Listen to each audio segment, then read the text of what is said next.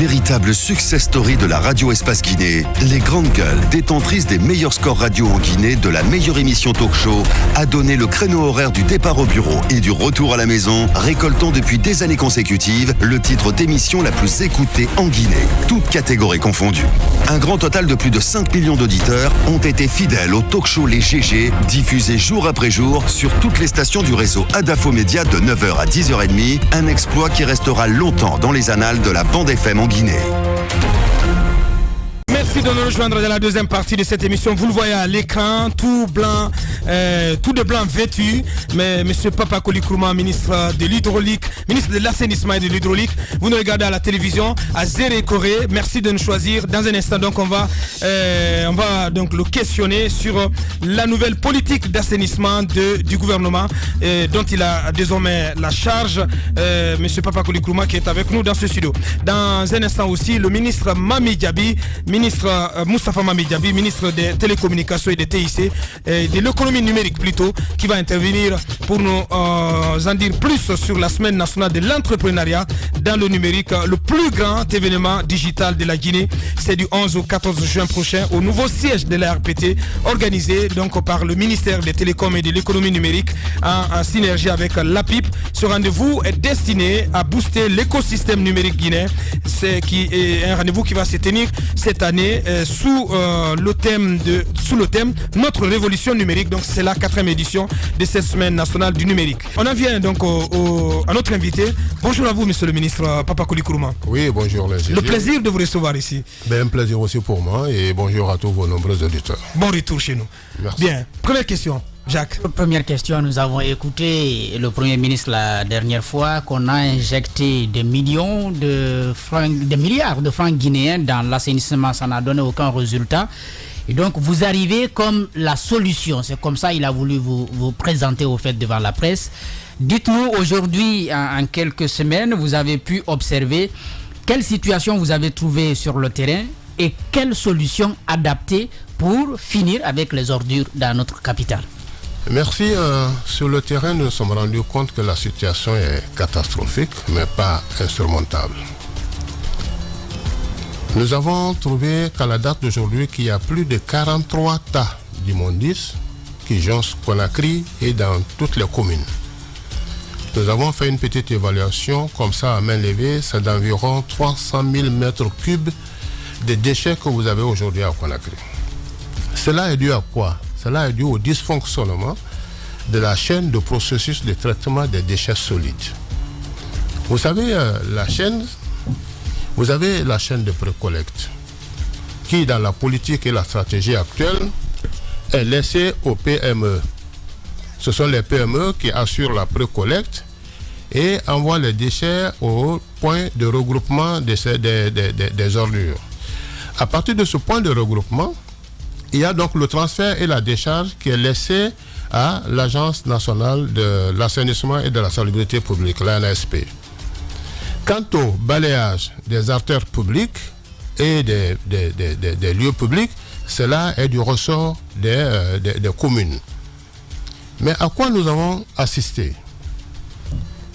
Dans le cadre du PDU 2, il y a eu des points de regroupement qui ont été repérés et aménagés à cet effet, au nombre de 70 points de regroupement afin de pouvoir rapprocher ces points de regroupement aux PME qui ont des concessions dans les communes, dans les quartiers. Mais à la date d'aujourd'hui, on n'en a pas 6. Tous ces points ont été agressés, sauvagement occupés par les citoyens. Ce qui est anormal. Ce qui amène aujourd'hui... Mais au vu de l'État. Absolument. Nous assumons. Et c'est qu'aujourd'hui, les PME qui sont très embarrassés, qui, après avoir assuré la précollecte, ne savent pas où déposer ces déchets. Donc, ça crée des décharges sauvages et c'est ce qui fait aujourd'hui ces différents points de critique dans Conakry. Qu'est-ce qui se passe? Il y a même une PME, parce que j'ai tenu une réunion là, il y a une semaine avec l'ensemble de ces acteurs des PME pour savoir exactement à quel problème ils étaient confrontés. Il y a quelqu'un qui m'a dit qu'il arrive qu'après avoir précollecté, non seulement il n'y a pas de point de regroupement, mais il se charge quand même d'amener ses ordures au niveau de la décharge à la minière. Mais arrivé là, il trouve aussi qu'il n'y a pas de place, parce que tout simplement, un bulldozer est tombé en panne, où il n'y a pas eu de bulldozer pour faire de la place aux nouvelles ordures. Il est obligé de retourner avec ses ordures à la maison, qui passe des fois 5 jours avec lui dans sa concession, avant de trouver où aller mettre ses ordures. Donc c'est ce dysfonctionnement qui a amené aujourd'hui à Septa d'Immondices. Qu'est-ce qu'il faut faire? Il faut qu'on rétablisse très rapidement les maillons de cette chaîne, qui consiste à récupérer d'abord l'ensemble des points de regroupement qui ont été aménagés à cet effet.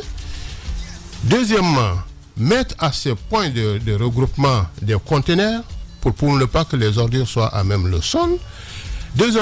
Troisièmement, assurer l'enlèvement régulier de ces conteneurs pour leur transfert non seulement à la décharge, mais aussi leur traitement. C'est voilà aujourd'hui ce qu'il faut faire très rapidement, et nous avons essayé d'élaborer un programme intérimaire. Je dis programme intérimaire parce qu'à la date d'aujourd'hui, nous nous sommes avancés vers la professionnalisation de ce secteur. Alors, une entreprise a été sélectionnée pour assurer la collecte, la collecte et le transfert à la décharge. Une seule entreprise?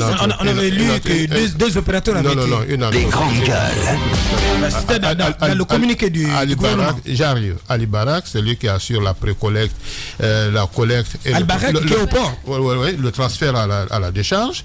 Et vous avez Piscini, qui va assurer la gestion de ces ordures au niveau de la décharge.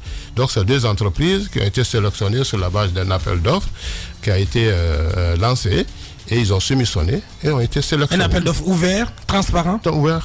Mais la gestion à la décharge de Dar es Salaam, ça va ressembler à quoi? Parce qu'on sait que ce sont des ordures qu'on regroupe et qu'on regroupe. Vous savez, il n'y a pas de possibilité notre décharge de Dar es Salaam était une décharge sauvage. Aujourd'hui, nous sommes en train de faire en sorte que cette décharge-là devienne une décharge contrôlée.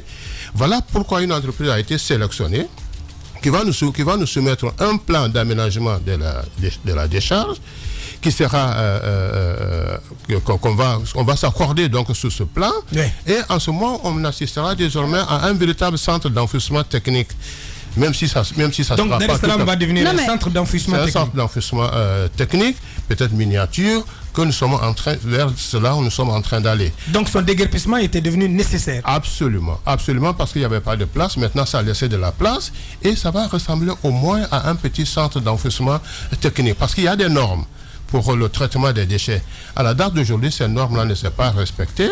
Comme je vous le dis, c'était une décharge sauvage. Maintenant, nous allons passer de l'étape de la décharge sauvage à l'étape d'un centre d'enfouissement technique. Alors, donc, ça veut dire que cette décharge ne va pas être déplacée parce que, à un moment donné, j'ai cru comprendre qu'on avait obtenu un financement pour que cette décharge puisse être déplacée. Oui, mais donc la décharge reste maintenue sur place. Pour le moment, le déplacement d'une décharge se fait de façon progressive.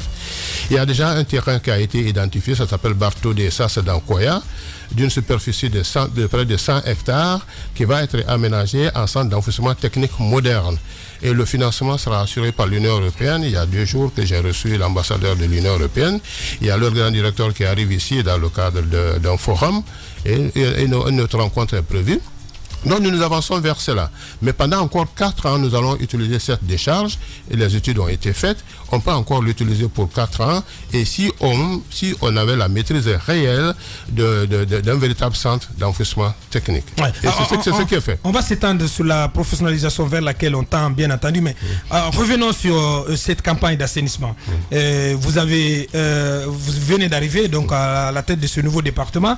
Mais avant vous, le gouvernement a mis en place cette campagne d'assainissement, cette campagne de participation citoyenne à l'assainissement, donc qui intervient tous les derniers samedis du mois. Le Premier ministre a fait un constat mais assez alarmant le week-end dernier. Il a dit que les résultats ont été médiocres.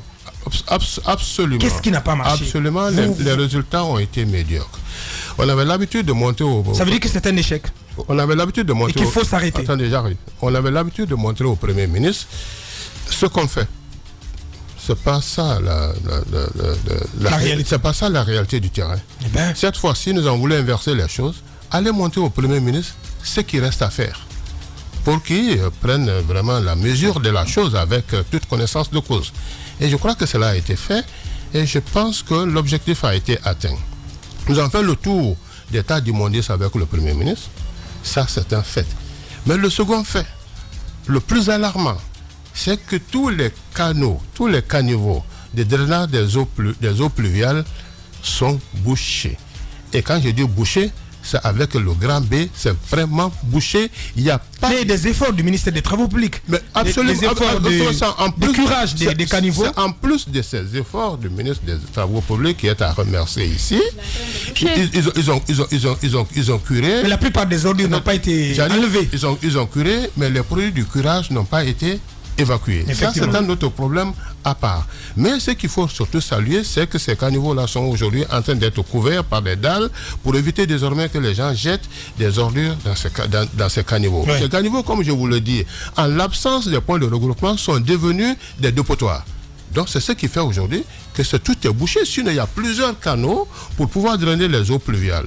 Mais qu'est-ce qui arrive? C'est que pendant la saison des pluies, une fois qu'il y a une pluie, tous les riverains de ces caniveaux en font un dépotoir. Dès que la pluie vient, allez hop, chacun sort avec sa poubelle et met dedans, ça finit. Pour empêcher cela, monsieur le ministre, qu'est-ce qu'il faut faire pour que les citoyens arrêtent de déverser les ordures dans les caniveaux? Ça, c'est ma première question. Oui. L'autre question, qu'est-ce qu'il faut faire pour que ces journées d'assainissement soient vraiment des journées participatives, des journées de participation citoyenne où les citoyens se sentent concernés? Parce que vous l'avez remarqué, les gens, les samedis, c'est plutôt les autorités que vous voyez accompagnées d'un groupe de personnes, mais les populations boudent, elles ne se sentent pas concernées. Oui. Qu'est-ce qu'il faut faire? Oui, c'est parce que tout le monde n'était pas intéressé à ces journées d'assainissement.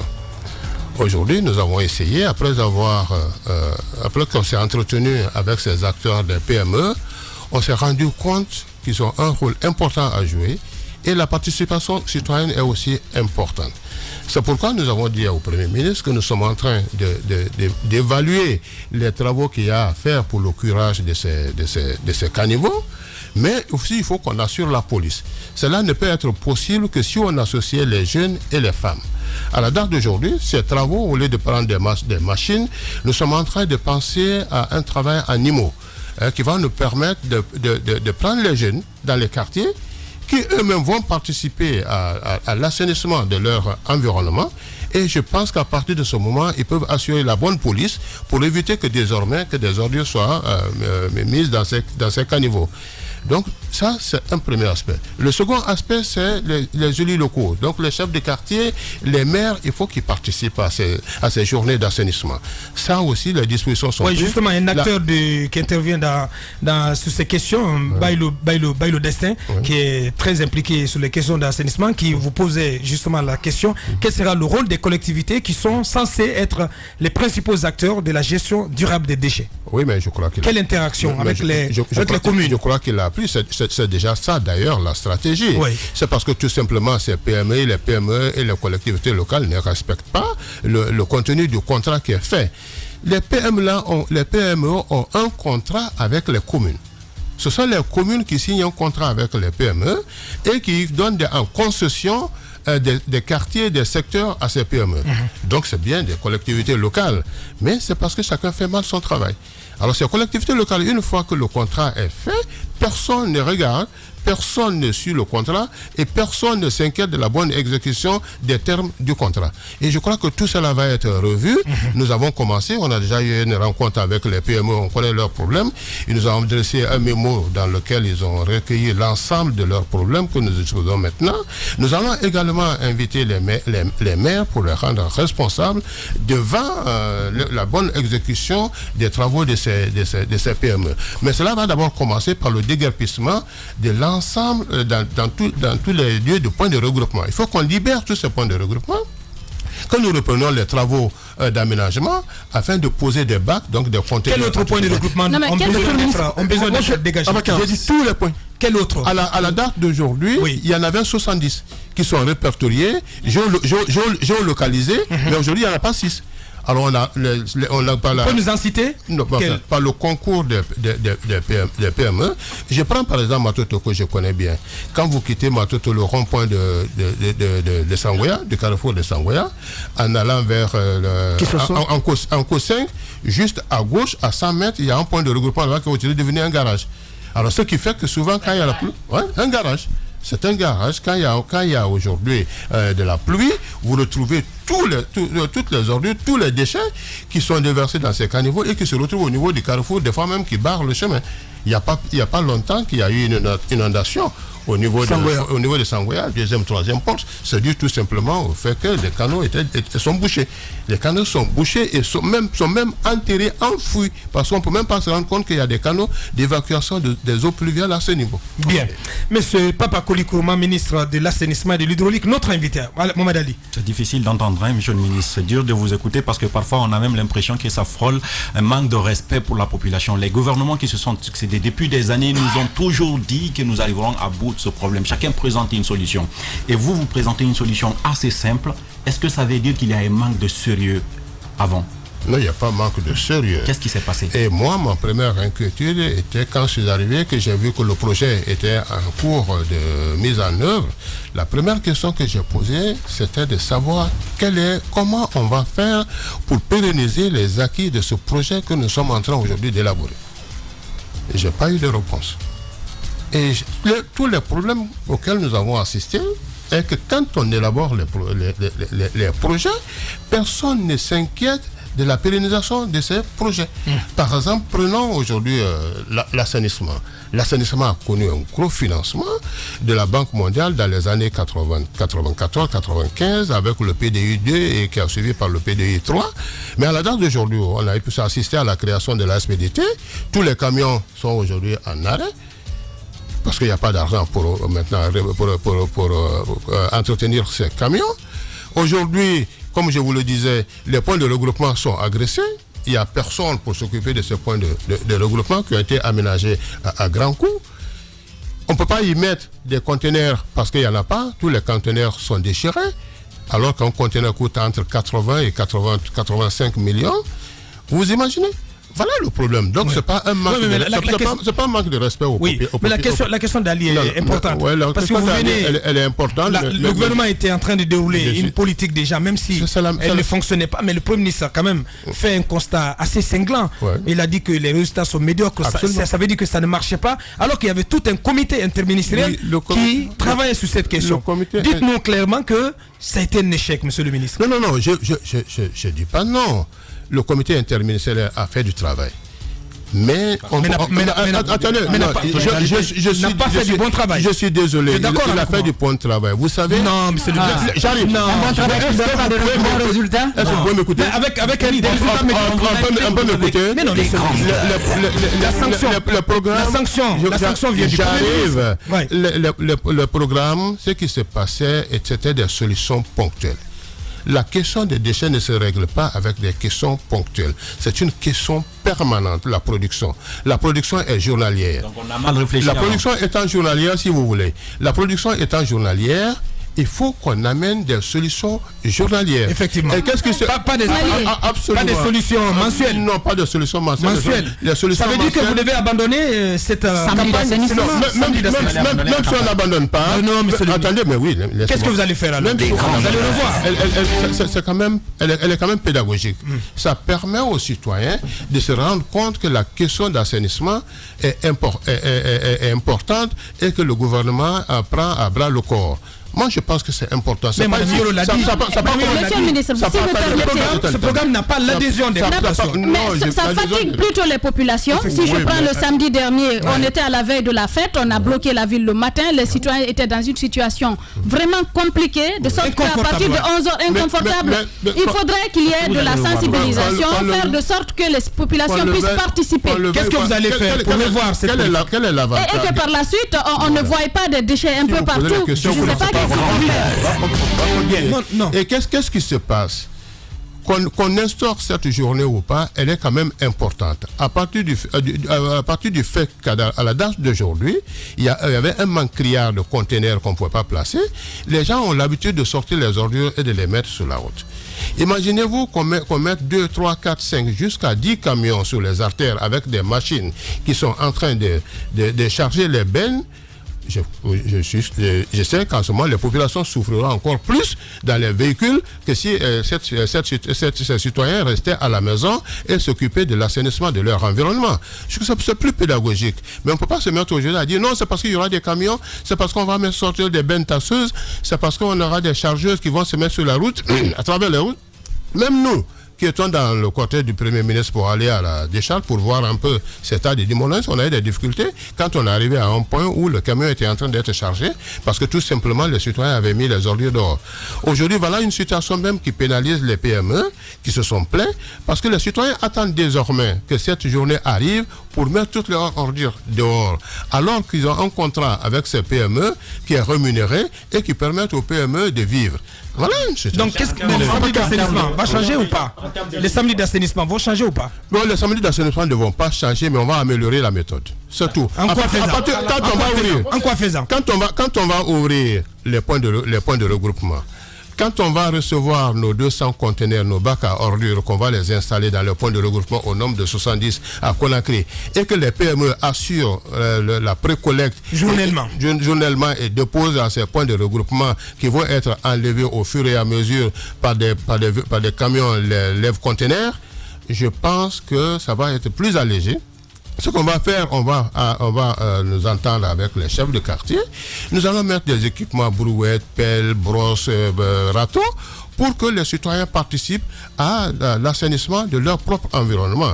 Il n'y a pas que les artères qui sont sales, il n'y a pas que les points de regroupement qui sont sales, il n'y a pas que comment on appelle ça, il n'y a pas que les dépôts sauvages qui sont sales.